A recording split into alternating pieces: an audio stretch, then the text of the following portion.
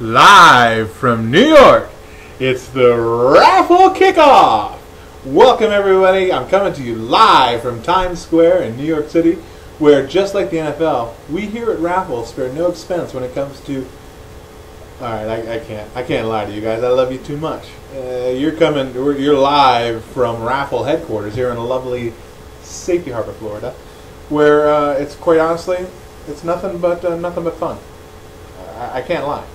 So, welcome. You can feel the excitement in the air. We're basically at a fever pitch to get this thing underway. I've recorded this video now approximately 762 times, but I think this is going to be the one. For you new guys, welcome. We appreciate you being here. We appreciate the additional money you've brought into our coffers here. And we appreciate you participating in that completely legal, above board, and quite honestly, a very useful expansion draft that you're participating in, where you built the core to what is sure to be long-term superstar championship caliber teams. Or maybe not. I honestly, I'll be honest with you, I don't know. At this point, I'm a little punch drunk. So what I use this space for, once a week I'll come to you, usually in this video, sometimes in a dream, where I will say, "Lo and behold, for I am the commissioner of the league, and I want to share with you, impart this knowledge upon you so that you may change your lineup so that you won't get trounced." I'm going to take you through the games once a week, let you know my particular take on it. You can do with it what you will. I'll be honest with you, I don't give a shit what you do. I only care about me. No, but seriously, let's talk about you for a minute. Make your friggin' your pick'ems before the first game of the week.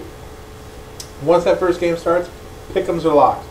I get a call, "Oh, please, Mr. Chris, will you please change it?" No, I could, but I won't. I'll only do that for me and the people I like in this league. So quite honestly, don't put me in that position.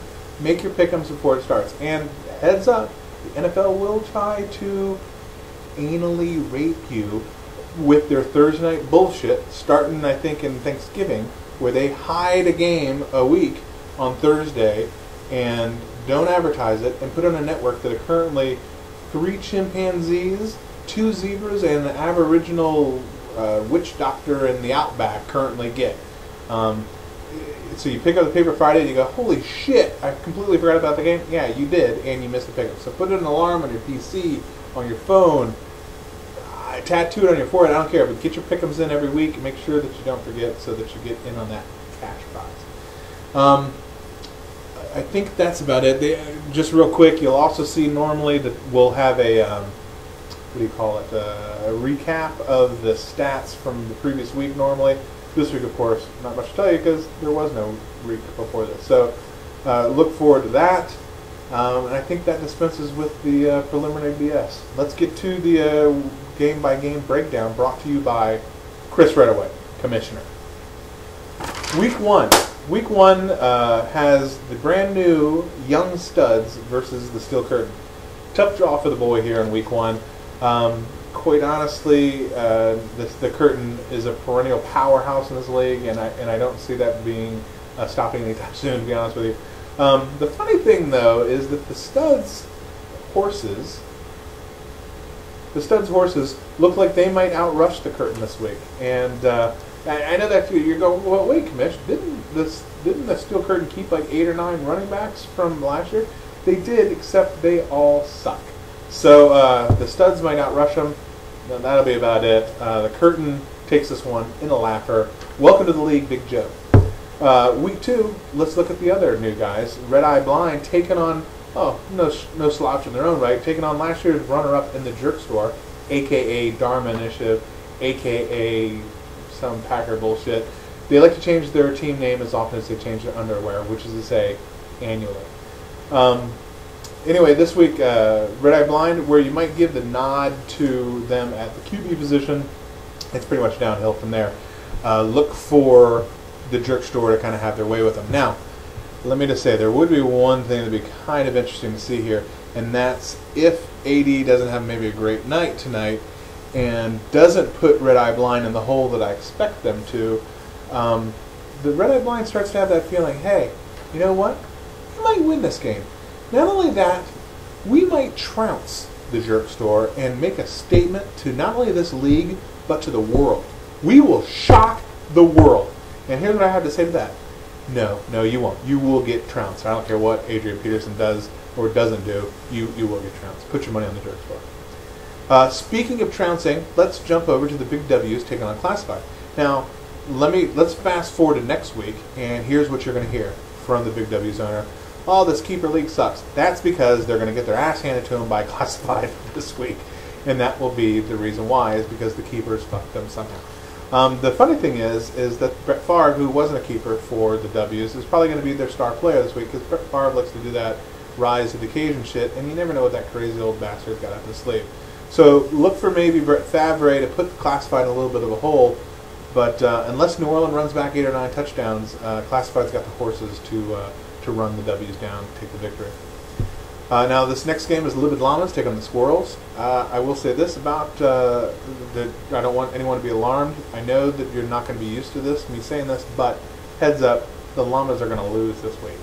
I know. It shocks me to say it, and it tears a little bit of my soul, to be honest with you. But the Squirrels, I expect to have a boffo evening. Drew Brees will throw for several, and I mean several, 100 yards tonight, as well as double digits and touchdowns. But the real kicker, and the pun is going to be good when you hear this, the real kicker is Ryan Longwell. Ryan Longwell, kicker, will kick 8 or 9 field goals, all of greater than 50 yards this week. To kind of push Squirrels into the 200-point realm for the first time in RaFFLE League history. So look for that. With the Llamas maybe putting 20 points together, it doesn't look good for the Llamas. They'll drop to 0-1. Squirrels 1-0. Book it. Then next up, we got 2 games left, and I'll be honest with you. The next one, let's look at the Hot Bowl. I apologize if I'd have seen this game was week 1. I would have moved these things around because I hate doing this game too early because we haven't had that piss and vinegar build up between older, less liked Tony Hawk versus younger. Everybody loves him, including his parents, probably love him better. John Hawk. I'm just making shit up, folks. I don't know shit. No, really, everybody likes John better. The Hawk Bowl is one of those matchups. It's our Michigan-Ohio State game, to be honest with you. We like to have that towards the end of the year. I fucked up. Sorry.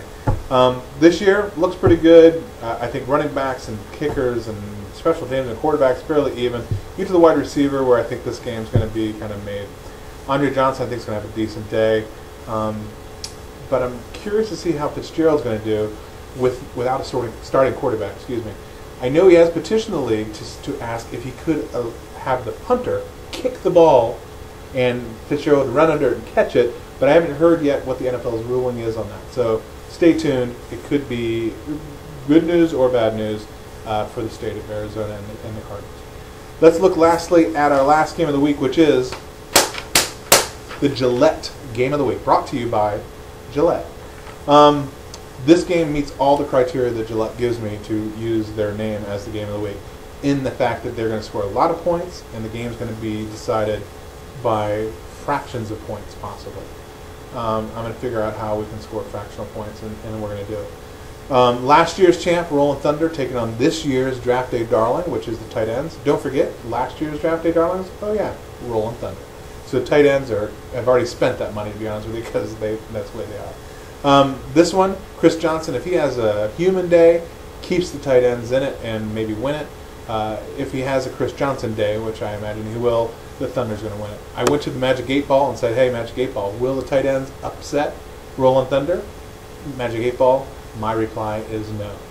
So there you have it. Those are your games of the week. Enjoy them. God bless you and your family. Hey, this weekend, big week in college football. Let's go with your Gamecocks beating the shit out of the Bulldogs. Let's go with the Bulls rubbing the Gators' noses in it. And the Rays, let's hope for a sweep there. Anything else? Oh, yeah. Let's go Canes, huh? Hurricane warning, baby. Let's do it.